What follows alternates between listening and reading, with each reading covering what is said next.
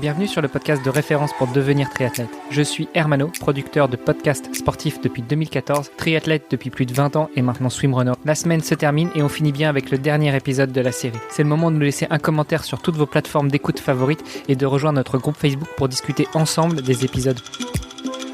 Salut les sportifs, c'est Hermano et vous êtes dans le dernier épisode de la semaine du podcast Devenir triathlète. Un épisode sous le signe de la nutrition, de l'alimentation. Et pour co-animer cet épisode avec moi, il y a Olivier De Scuter, le fondateur de la marque Ohana. Salut Olivier. Salut Hermano. Et notre chef de la semaine, notre invité de la semaine, le chef Lacroix, Valentin Lacroix. Salut Valentin. Salut Hermano et salut Olivier. On s'était dit justement qu'on allait, sur ton bon conseil, élargir le sujet aux autres sports que tu as l'habitude de croiser dans ton quotidien à l'INSEP et aux autres sportifs que tu as l'habitude d'encadrer sur l'aspect alimentation, sur l'aspect nutritionnel. Est-ce que tu peux nous en dire déjà plus sur ces autres sports et puis comment est-ce que, à ton avis, ils vont gérer la partie nutritionnelle aux Jeux Olympiques ? C'est vrai qu'on a parlé du vélo, du cyclisme sur route que je vais accompagner aux Jeux Olympiques, le cyclisme sur piste qu'on a aussi évoqué sur toute la préparation que j'ai pu effectuer depuis 2 ans dans leur quotidien, en compétition, en stage, etc.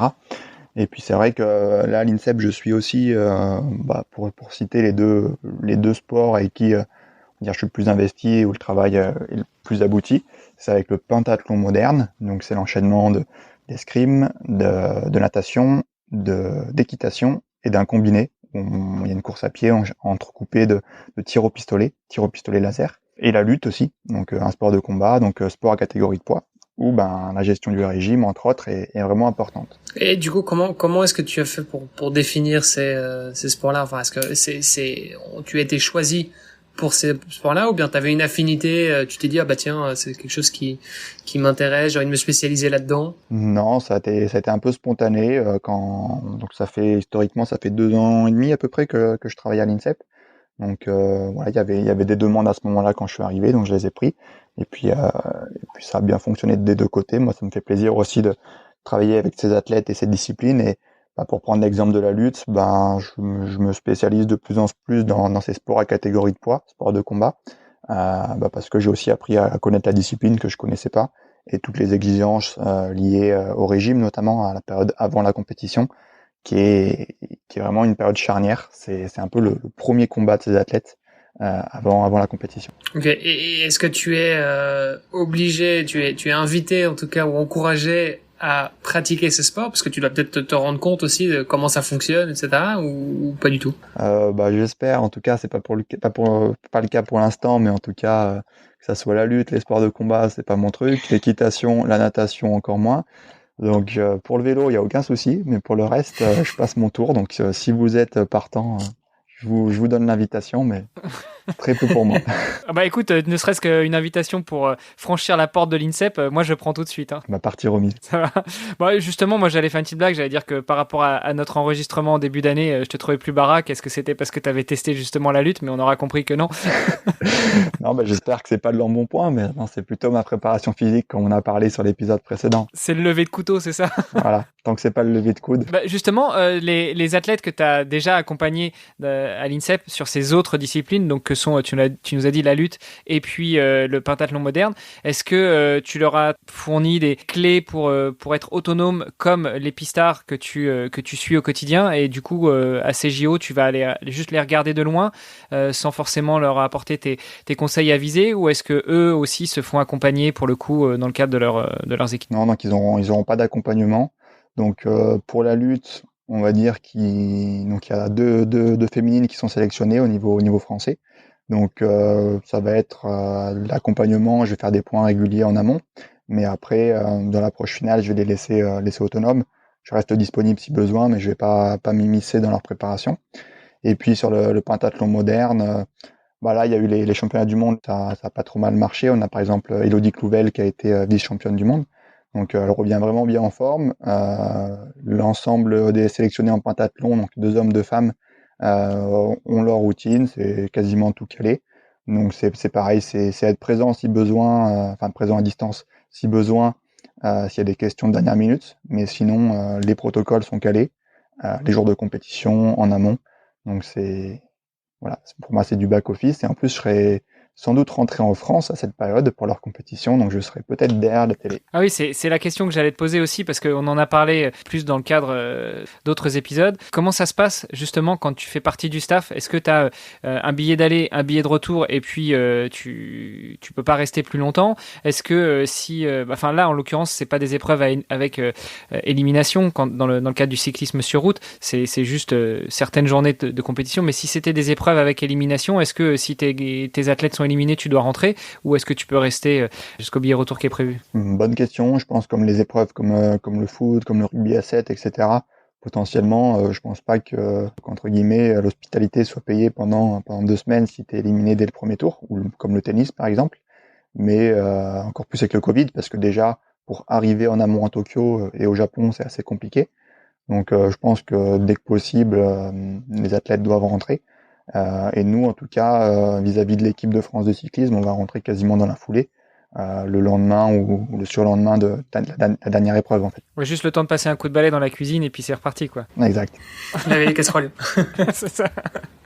Bon, ça aura fait énormément de questions logistiques, mais bon, finalement, c'est quand même intéressant parce que ça nous permet de découvrir un petit peu les coulisses aussi. Donc voilà, je pense que c'est des sujets qui devraient en intéresser plus d'un et plus d'une. Tu nous as parlé de lutte, tu nous as parlé de pentathlon. Qu'en est-il du triathlon? Est-ce que tu es proche des triathlètes à l'INSEP? Comment ça se passe? Quel est ton rapport avec eux? Les triathlètes français sont pas l'INSEP, donc une spécificité, mais ça leur arrive de venir sur site pour faire des tests physio ou autre. Donc on peut avoir des contacts avec eux, comme certains marathoniens par exemple, pour faire un peu le lien avec votre discipline. Donc ça c'est des athlètes avec qui on peut avoir des contacts, en tout cas avec leur staff. Et donc là j'ai eu quelques contacts avec ce type d'athlètes, donc Léo Bergère et son staff pour le triathlon, et certains marathoniens comme Hassan Chadi par exemple, où justement on a pu optimiser, on va dire, parce qu'on est plus dans l'optimisation vraiment dans l'approche des jeux là, dans le mois précédent, mais venir greffer un petit peu des petites choses à tester, pour optimiser aussi les derniers mois de préparation, donc pour aller gagner quelques secondes, quelques centièmes peut-être selon la discipline. Et par exemple tout ce qui est ce qu'on voit de plus en plus au niveau des réseaux sociaux, mais les capteurs de glycémie par exemple. Donc là on vient monitorer en fait la glycémie, donc la quantité de sucre dans le sang pendant l'entraînement, pendant des séances spécifiques, des simulations courses, éventuellement des compétitions, pour voir comment l'athlète va réagir.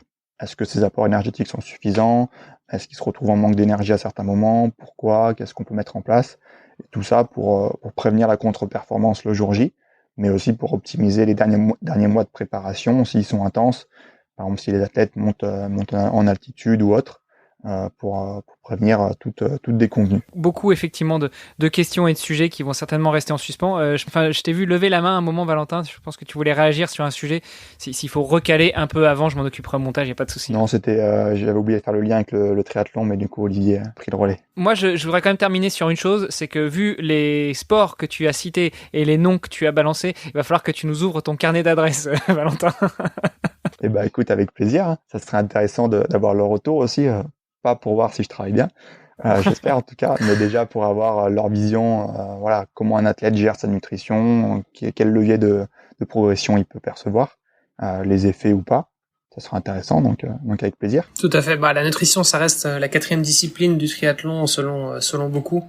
Donc je pense que oui, effectivement, c'est un sujet qui risque de revenir encore quelques fois sur le podcast, c'est sûr. Et avec plaisir en tout cas. C'est pas moi ou un autre, mais en tout cas, je l'écouterai. Valentin, je pense que tu nous as dit en off que tu avais un train à attraper avant d'enchaîner sur un voyage vers Tokyo. Donc, on te remercie beaucoup pour tous ces échanges, pour toutes ces informations. Effectivement, comme tu l'as dit, Olivier, c'était beaucoup plus des questions d'un point de vue logistique que d'un point de vue véritablement nutrition, alimentation en eux-mêmes. Mais bon, je pense qu'on aura l'occasion de te recevoir à nouveau sur le podcast, Valentin. Puis peut-être qu'on pourra débriefer après tes épreuves des Jeux Olympiques. Pour ma future préparation habillée en Ohana, Avec plaisir. Génial.